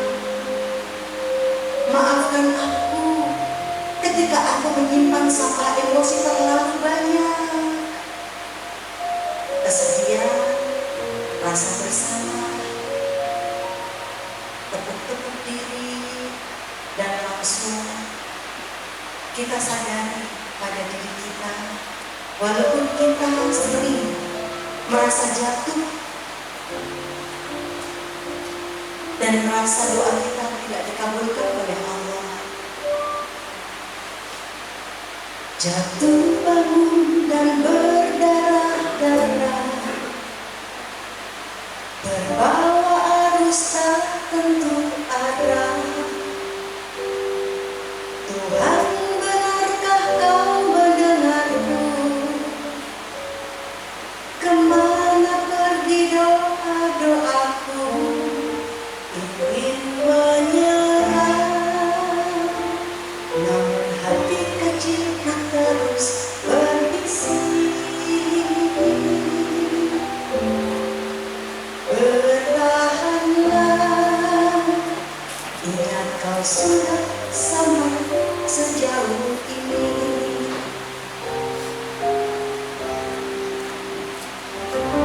Relakanlah yang bukan untukmu, bukanlah untukmu.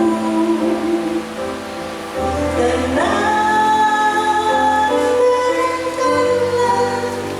yang harus terjadi, pastilah terjadi. Mungkin belum saatnya, bahkan selepas pada terbitlah pelangi.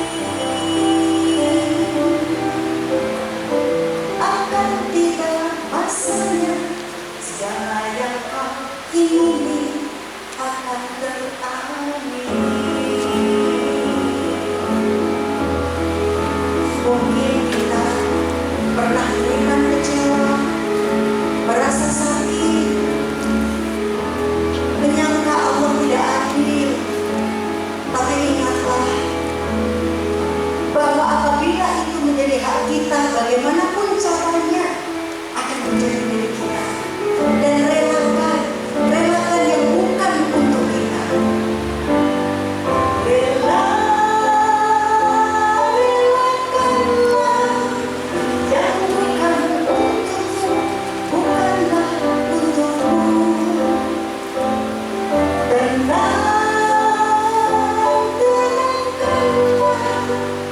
yang harus terjadi, pastilah terjadi. Mungkin belum saatnya, bahkan selepas badai terbitlah pelangi. Akan tiba masanya, segala yang kau ingini akan teralami. Akan tiba masanya, segala yang kau ingini akan teralami.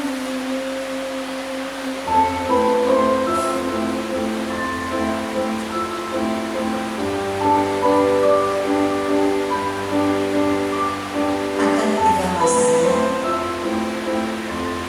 semua yang kita impiankan akan dikabulkan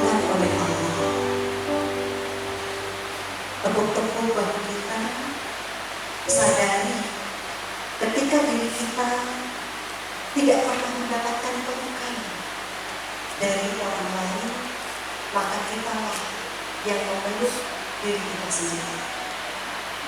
Wahai diriku, engkau baik, engkau tenang bersamaku. Wahai diriku, mulai saat ini dan seterusnya, aku akan bersama. Baik, sekarang buka mata pelan-pelan. Buka mata pelan-pelan ya. Perlu kita rutinkan loh melakukan butterfly up. Memberikan sugesti positif. Memberikan sugesti positif kepada diri kita. Kenali aku ini siapa. Aku ini siapa, aku ini bagaimana. Berikan hal yang positif pada diri kita. Misalnya, mohon izin, saya bertanya, ibu siapa? Variapi. Ibu adalah orang yang bagaimana? Saya bahagia. Alhamdulillah. Sehat. Masih bisa beraktivitas. Masih bisa bersilaturahmi dan berbagi dengan seusia saya. Terima kasih, tepuk tangan buat Ibu. Sekarang coba pada diri sendiri tolong sampaikan. Misalnya ditanya, siapa kamu? Saya Fusna. Saya adalah orang yang kuat, saya akan ikhtiarkan apapun yang saya inginkan untuk kebaikan bagi semuanya. Saya akan korbankan waktuku demi anak-anakku. Aku akan menjadi orang yang menolong lebih banyak orang. Semuanya itu diberikan sugesti pada diri kita. Walaupun banyak itu orang menyimpan luka, tapi tolong berikan sugesti positif. Berikan sugesti positif. Tolong sampaikan Kak sugesti positif. Saya siapa, saya bagaimana, saya bagaimana. Saya Ida, saya orang optimis, saya bersemangat, saya sehat, saya baik, suka berbagi kepada sesama, saya mencintai anak-anak saya akan mengusahakan yang terbaik untuk anak. Terima kasih, semangat.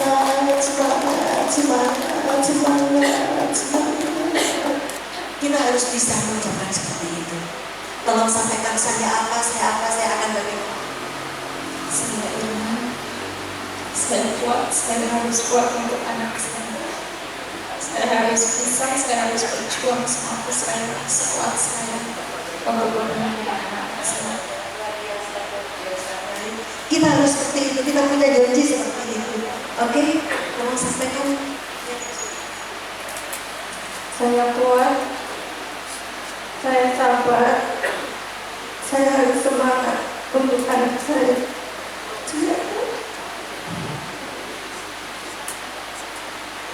Kita harus kuat, kita harus semangat, kita harus sabar untuk anak-anak kita. Walaupun kita menyimpan luka, walaupun kita itu ada terluka, tapi tidak ada alasan untuk membawa anak merasakan luka yang sama.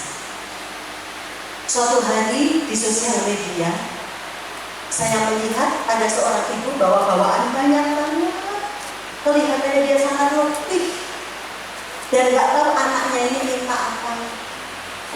Karena hanya lihat di CCTV, tahu nggak anaknya itu disleting, kakinya dijejak dan anaknya terpelanting dan anaknya menangis di bawah dia gini. Komentar-komentarnya itu yang bikin sakit. Saya tahu Bu, Ibu lelah. Saya tahu Bu, penderitaan Ibu tentu sudah berat dan tidak tertahankan. Tetapi tidak ada alasan untuk menurunkan rasa sakit itu pada anak. Kalau anak mau minta jajan, memang saatnya dia minta jajan. Kalau kita nggak punya, jangan membuat dia menderita.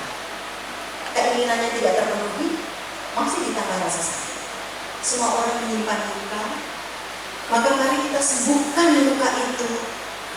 Ada beberapa cara yang saya akan sampaikan dengan cepat saja, dengan self healing. Jangan mengaku tidak sakit, karena luka tidak akan sembuh dengan pura-pura tidak sakit. Luka tidak akan hilang dengan tidak kita akui. Luka itu ada, walaupun kita tidak mengakui dia ada. Walaupun dengan pura-pura baik-baik saja, luka yang tidak disembuhkan, maka diam-diam akan mereka. Waktu itu ada seorang berdiri di jembatan, gendong anak, dia pakai nikop. Ketika dia ditengarai mau bunuh diri, dipegang oleh orang-orang, dan apa yang dikatakan? Aku sudah nggak kuat, aku sudah nggak kuat. Dia mungkin selama ini berpura-pura tidak sakit. Dan ketika dia kemudian sudah tidak kuat meredam, maka lakukan self healing. Yang pertama adalah menerima. Ya Allah, rasa sakit ini darimu. Takdir yang kujalani, skenariomu. Dan saya percaya bahwa apapun yang engkau takdirkan pastilah yang terbaik, karena tidak ada takdir Allah yang sia-sia. Tapi sakit memang, jangankan kita manusia biasa, rasa sakit pun sudah diterima oleh Rasulullah ketika dalam kandungan ayahnya sudah meninggal, ketika dia masih kecil ibunya yang meninggal. Rasa sakit itu sudah diterima. Rasa sakit itu sudah diterima oleh nabi-nabi terdahulu. Semua orang akan mengalami rasa sakit, dan langkah yang pertama adalah diterima. Kemudian yang kedua adalah memaafkan. Karena kalau kita sudah memaafkan, diangkat bahwa saya maafkan, hati kita menjadi lebih damai. Dan yang ketiga adalah rilis. Langkah-langkahnya akan saya percepat. Prinsip acceptance adalah semua yang terjadi adalah kehendak Allah. Maka kita harus menerima itu. Acceptance. Segala yang ditentukan Allah adalah yang terbaik, dan kegagalan bukan akhir dari kehidupan. Banyak sekali kisah orang sukses itu dari gagal. Banyak. Bahkan ada buku dari gelandangan menjadi doktor, seorang yatim piatu yang hidup di gelandangan dari jalan-jalan, dan sampai sekarang dia tidak tahu ibunya dikuburkan di mana.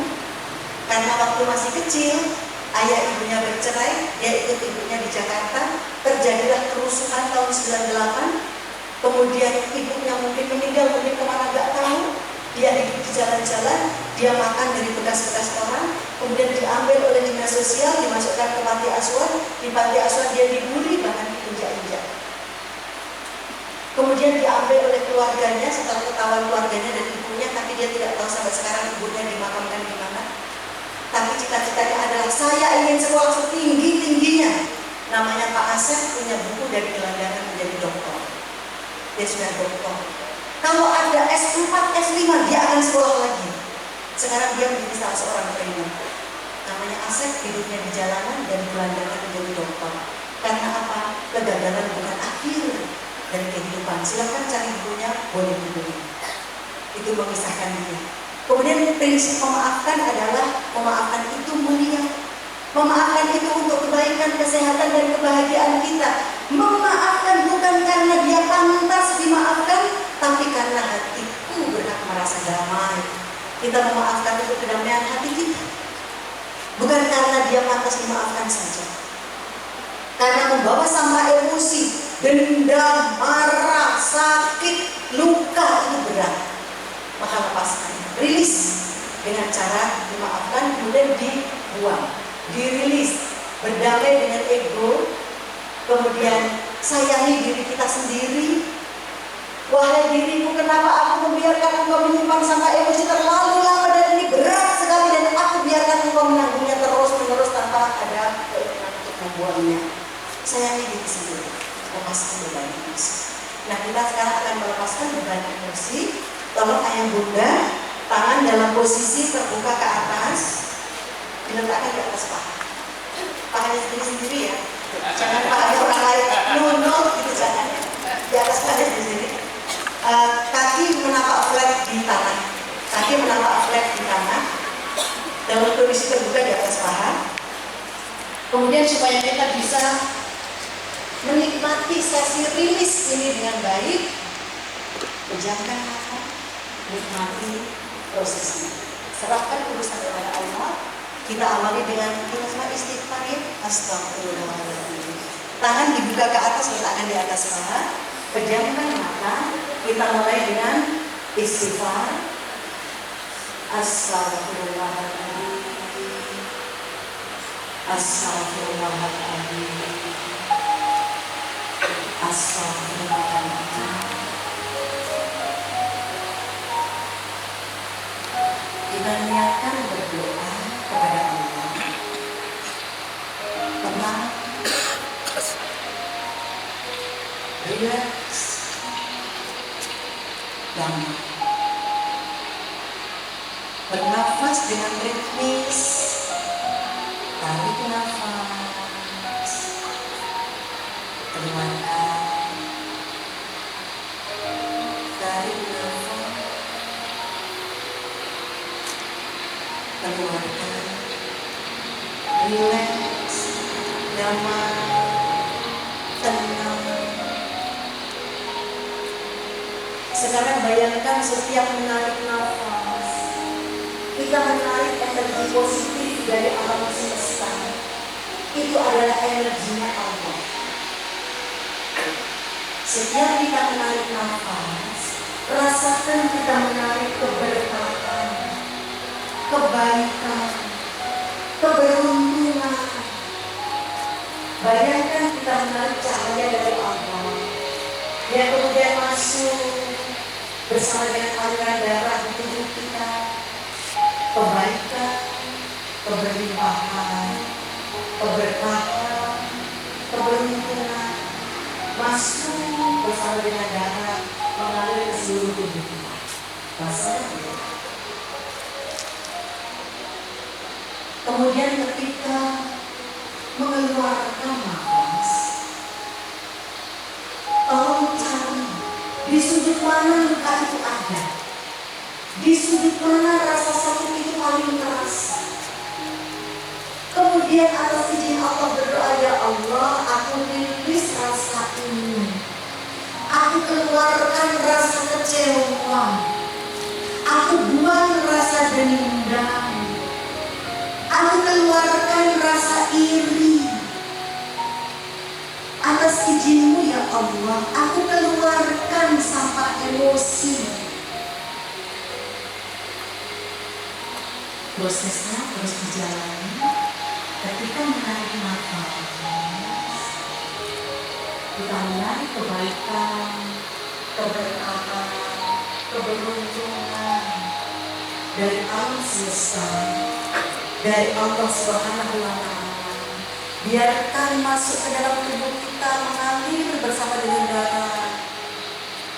Dan ketika mengeluarkan nafas, buang semua rasa sakit yang ada di tubuh kita. Lepaskan sampah emosi, marah, dendam, benci, kecewa, trauma, luka batin, semuanya dikeluarkan. Mungkin dalam perjalanan kehidupan, ayah bunda pernah mengalami adanya petir yang menyambar di siang hari, walaupun itu tanpa hujan.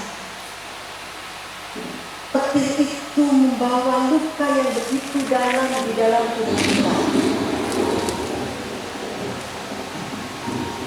Bahkan mungkin luka itu datang justru dari orang yang kita sayangi, orang yang paling dekat, orang yang kita cintai. Mungkin luka itu dari pasangan hidup. Mungkin luka itu dari orang tua. Bahkan mungkin luka itu datang dari anak. Luka itu menggoreskan bekas yang ada di dalam hati.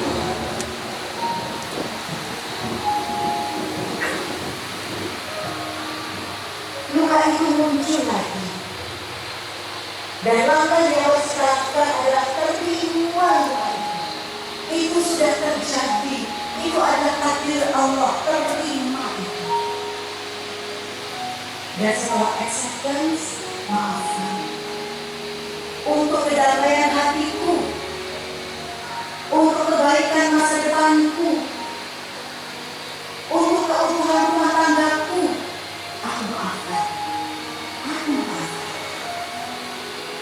dan kemudian buat rilis. Atas izin Allah, aku izinkan diriku membuang sampah emosi. Atas izin Allah, aku izinkan diriku melepas luka, rasa sakit, kecewa, merasa terhina, tidak diakui, tidak dihargai, tidak dianggap, semuanya dibalas. Atas izin Allah, aku izinkan diriku merasa lebih damai, lebih tenang, lebih bahagia. Aku adalah ibu yang kuat, aku ibu yang sabar, aku ibu yang semangat. Bayangkan, ibu itu juga lah yang selama ini mendampingi dan menguatkan kita dengan doa-doa yang mungkin kita tidak tahu kapan dipanjatkan. Tapi ibu inilah yang mendampingi kehidupan kita. Sekarang hadirkan wajah ibu dekat di hadapan wajah kita. Ibu seakan-akan datang tepat di depan kita, mengelus rambut kita, memberikan doa terbaik untuk kita.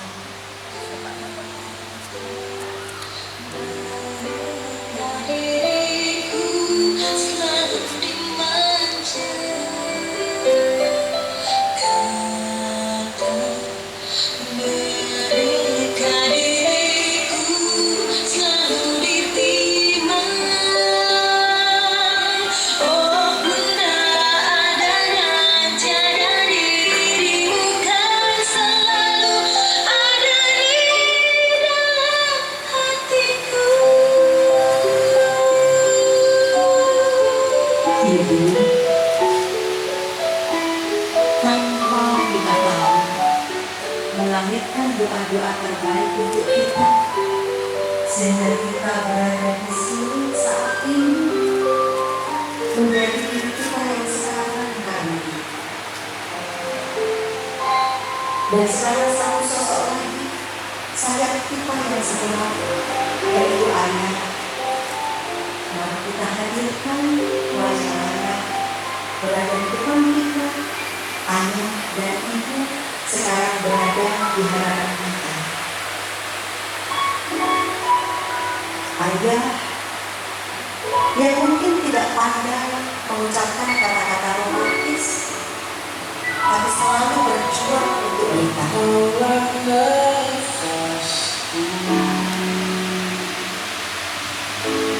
Yang menjaga di dalam hidupku, kau ajarkan aku menjadi yang terbaik.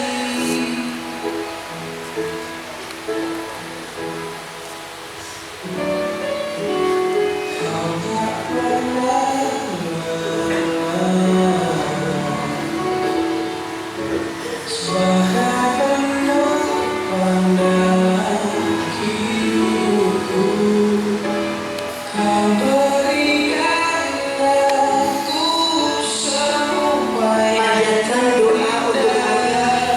ketika ayah sudah tidak datang saat kita panggil.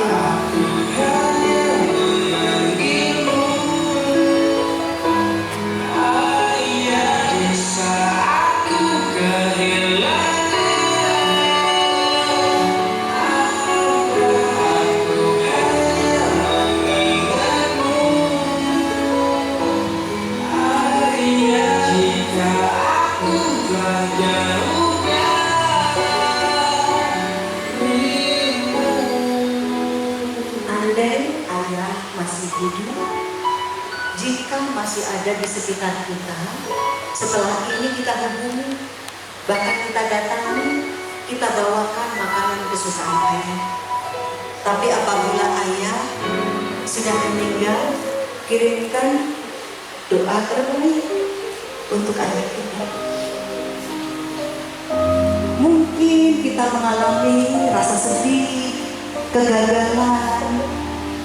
Mungkin kita merasa anak kita memerlukan penanganan khusus, menguras emosi disebabkan karena kesalahan kita pada orang tua, kesalahan kita pada ayah dan ibu.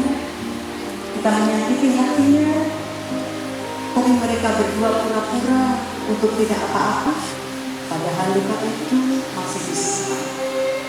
Maka apabila orang tua masih ada, setelah acara ini sempatkan telepon. Saya kebetulan berada di dekat ibu saya. Hanya saya yang berada di Magelang mendampingi ibu saya, mendampingi mertua kami. Kadang-kadang kalau ibu seperti ini, maka ibu akan berkata, "Bu, bocah-bocah apa ini tuh? Kok belum ngasih itu?" Tapi kami agenda untuk setiap saat diberitahu, supaya ibu akan merasa ditemani. Dan pertama kata-katanya yang kita ikuti, sehingga orang tua merasa masih berharga, masih diperlukan. Untuk hal yang kecil sekalipun, kita minta ibu suka yang bertahan. Biarkan ibu yang memilih. Ibu mau dari apa sebelum puasa, biar kita sama-sama. Kalau orang tua masih ada, penuhi apapun yang dia inginkan. Cukupi kebutuhannya. Jangan sampai kelas apa yang kita makan jauh berbeda dengan apa yang ibu, ayah, dan kalau bisa bawa makanannya, ajak makan bersama.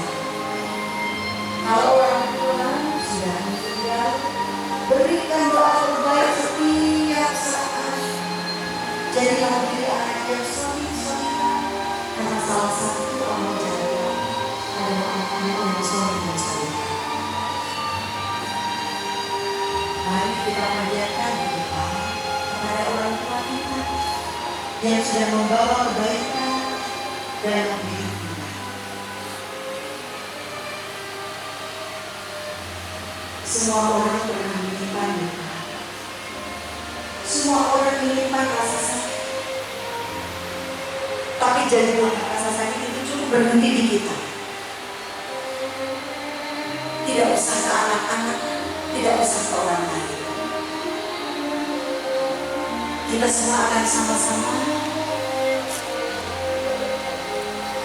memberikan yang terbaik di dalam kehidupan kita. Mari kita niatkan diri kita berdoa kepada Allah. A'udzubillahi minasyaitonir rajim. Bismillahirrahmanirrahim. Alhamdulillahirabbil alamin. Hamdan syakiran, hamdan ma'mun, hamdan yu'afi bi'amahu bi'amil basir. Ya Rabbana lakal hamdu lima yang ma'wajil jalali wa sitakani wa'alim sultan. Rabbana wa'alidayna Allahumma ghafir muslimin wa muslimin al-ahli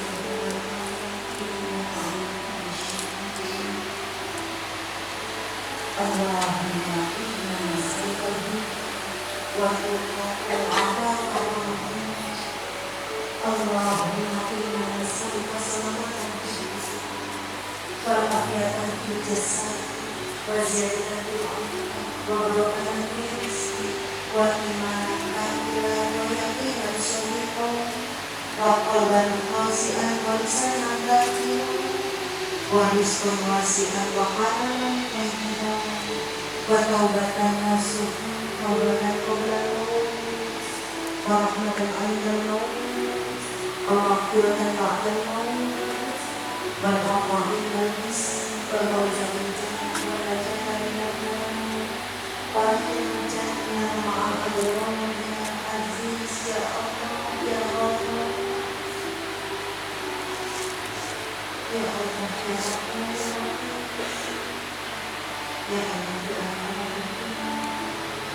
Rabbana taqabbal minna. Ya Rabbana. Buka mata pelan-pelan.